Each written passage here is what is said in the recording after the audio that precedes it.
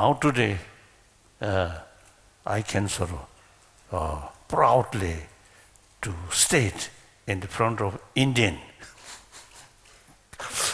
Historically, you Indian were our guru. All our knowledge come from India. The other day, I was in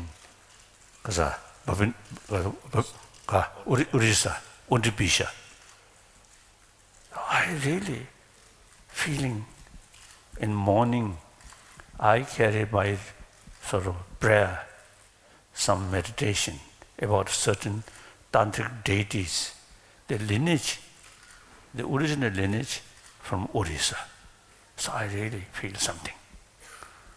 Then here, Bengal, Shantarakshita, his own birthplace is Bangladesh, Bangladesh or Bengal. Then that's 8th century.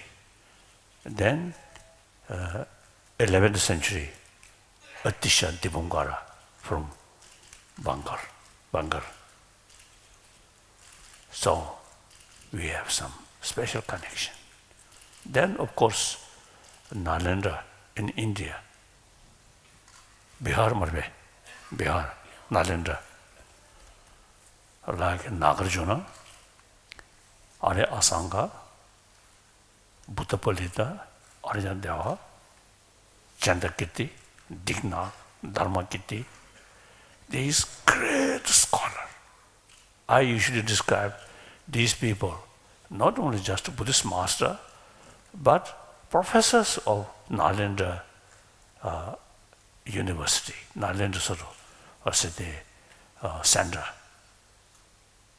We can look, we can see they are writing, not just some prayer, some ritual, but explaining, including quantum physics, very clearly mentioned. And then psychology. Usually I express publicly also, maybe too extreme, maybe because a little bit prejudice. As a result of a lot of sort of meeting, discussion with the Western sort of scientists, including psychologists, I found existing Western psychology, compare ancient Indian psychology, looks to see almost like a kindergarten level. The ancient Indian psychology, highly developed, really. So therefore, all these, and the logic, or mainly, you see, explained by Dignac and Dharmakirti of Nalanda institution. Like Dharmakirti's, the Parmana Vatika Karika. Oh, wonderful. Then Dignac's Kasa, Parmana Samuchaya. All these we still use as our textbook. We still use. So that means in history, in the past history, you Indian, our teacher. I always described we Tibetan are chela of Indian guru. And I also mentioning, we not only chela, but reliable, trusted chela. Truly. While Guru's own land, these knowledge more or less reach nirvana. We still kept this knowledge. So it's quite sufficient to prove we are reliable chela. So now, my own sort of little sort of story. When I carry study as ordinary monk student too, Tibetan quite practical. During ceremony, I put on high throne as a Dalai Lama. But for study is concerned, they treated me like ordinary student. So my tutor keep one whip to threat me. So I often telling whip, suppose for me, that is yellow whip. So suppose to say yellow whip, holy whip for holy student. But I know if holy whip use, no differences of holy pain. So out of fear, I carry study. But otherwise, I was very, very lazy student and very reluctant to study these things. So in early age, I studied these things, no interest. Then gradually I found, this knowledge very, very helpful to transform my own emotion. And then in, say, I think early 50s, I pay more attention these knowledge and simultaneously practice. Very, very helpful. Then after 59, I think a large number of Tibetans follow follow, including many scholars and students. So we re-establish these big learning center in India, now mainly in South India, Karnataka state. Over 10,000 monk students there and a few thousand nuns. So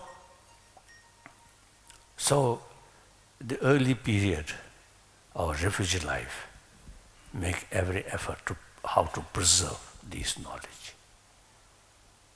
Then in 70s, firstly I visit Europe, and then Soviet Union, 79, Soviet Union, and then America. I noticed, some of our knowledge is something relevant to today's world. More and more people showing, not as a religion, but academic subject, psychology, and deeper philosophical views, including quantum physics, like that. When we discuss with Western the scientists about mind, about brain, they really surprised. So our sort of explanation about the whole system of our mind and relation with brain, these things.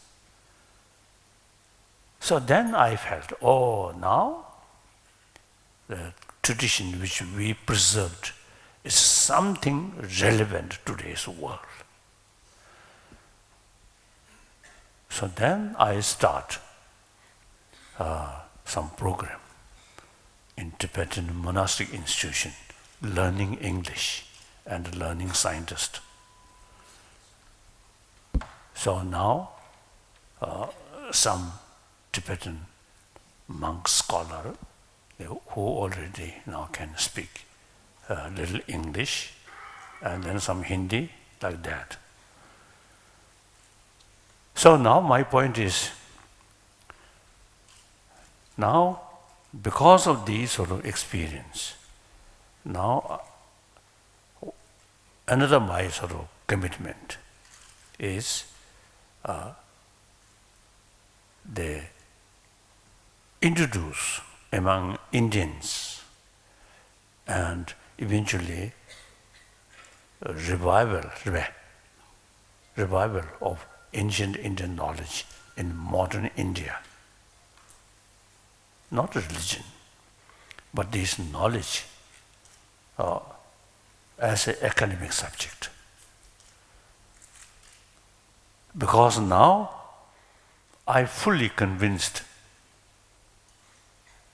problem which we are facing, problem created by human themselves.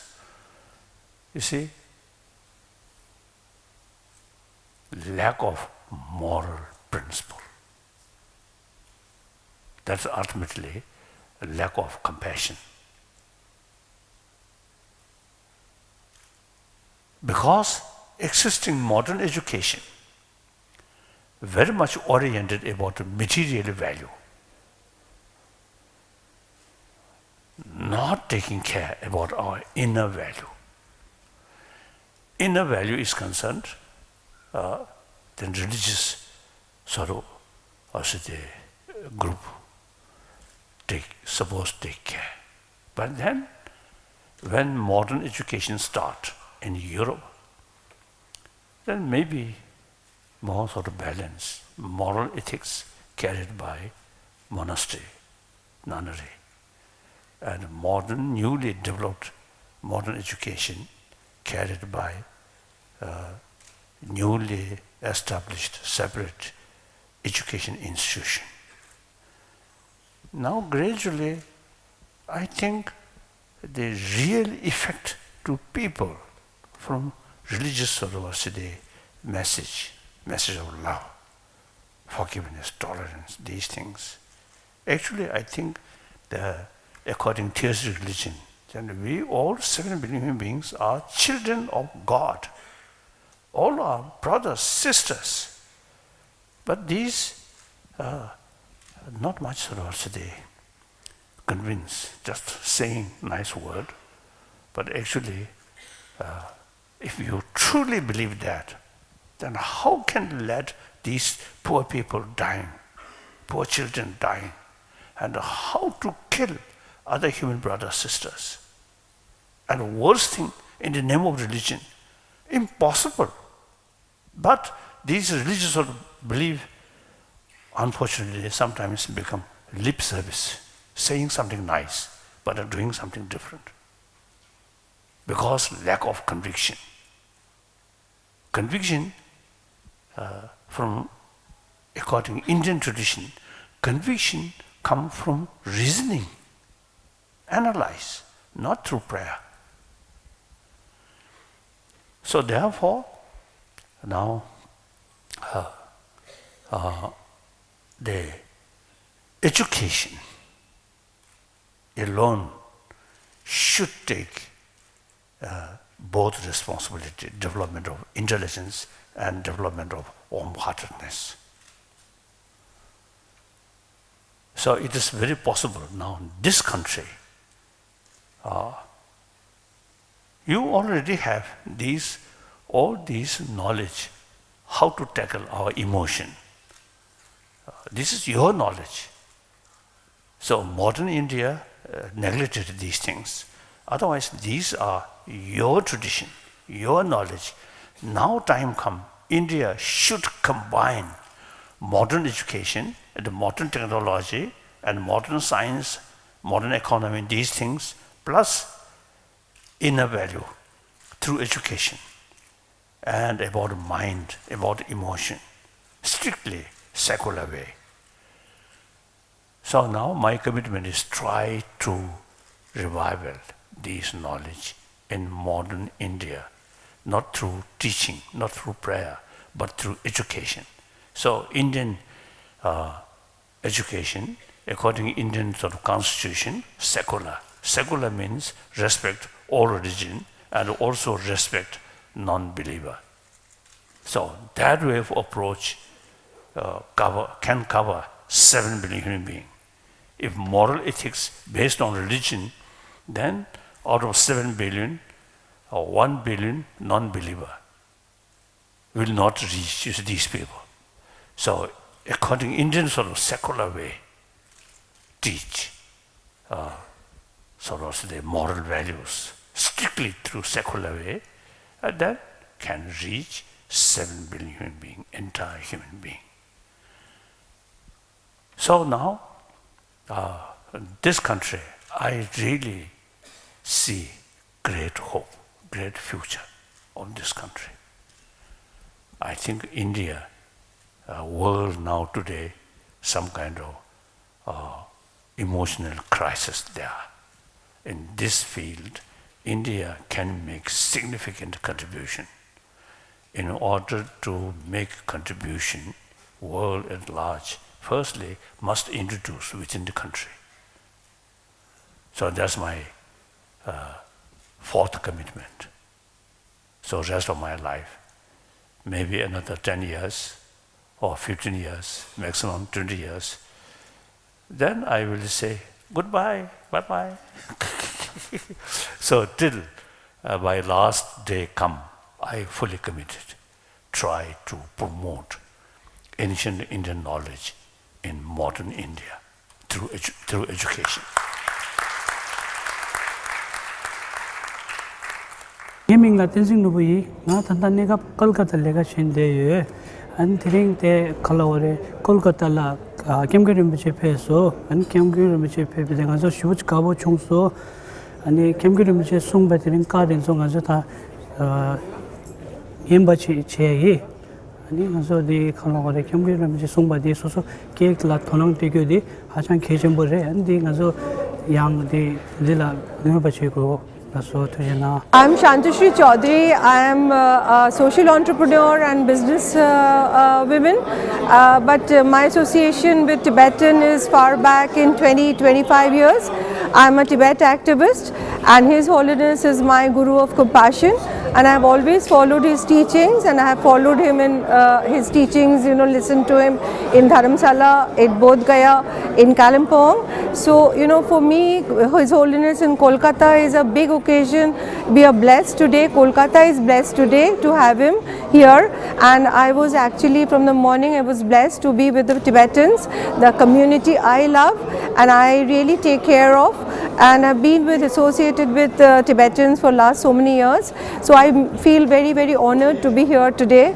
And His Holiness, I've got nothing to say about His Holiness, but let the message of compassion, the loving kindness, and the truth and the peace, what he always preaches, may that manifest in every human being. And I feel so that then only we'll have a peaceful world.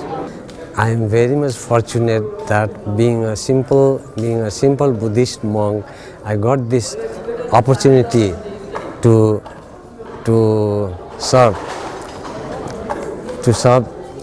for the arrival of His Holiness the Dalai Lama, to make some arrangement here to help the organizing committee. So I am very much thankful. It's my gratitude. My name is Inu Bala. I'm from the Ladies Study Group. It was a great pleasure to hear His Holiness the Dalai Lama. It was always my dream to see him in person and hear him in person. It was a dream come true today. And my takeaway was from this talk that believe in oneness and the goodness, have compassion in your heart, and reach out to society at large. Thank you.